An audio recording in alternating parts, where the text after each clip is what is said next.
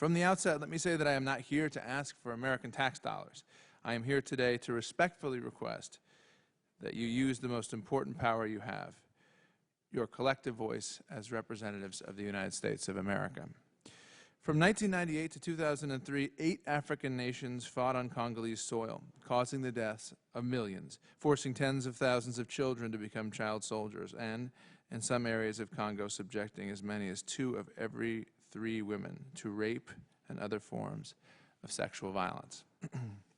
The United Nations estimates that as many as 900,000 Congolese have been newly displaced in the North Kivu province since fighting reignited early this year.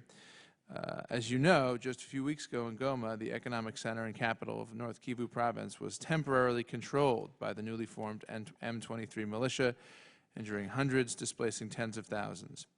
M23 is just the latest in a long list of armed groups who have destabilized Congo since 1994.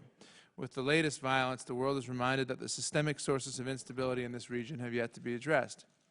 Still, in the face of this violence and suffering, the people of Eastern Congo remain committed to helping their neighbors and rebuilding their communities.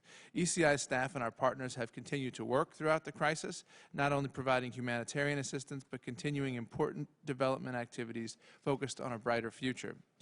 When heavy shelling began last month near our office in Goma, the surgeons, doctors, and nurses of ECI's partner Heal Africa rushed to the hospital, anticipating increased numbers of wounded in what is already an overcrowded hospital. Many of these same caregivers were still at the hospital 5 days later, providing free treatment to numerous civilians wounded in the conflict. Another ECI partner, Mutani FM, continued to broadcast news throughout the crisis. Mutani, the only independent radio station in Goma, is located across the street from the Congolese Army headquarters, which was seized and occupied by M23 during the height of the conflict. Despite the odds, these brave journalists, all young adults in their 20s, stayed on the airwaves, either reporting from the front lines or locked safely inside the radio station, reporting on the fighting as it spread across the region. Every day, I am inspired by the resilience and the determination of the Congolese, who desperately want to live their lives in peace, earn a decent living, and raise their families just like the rest of us.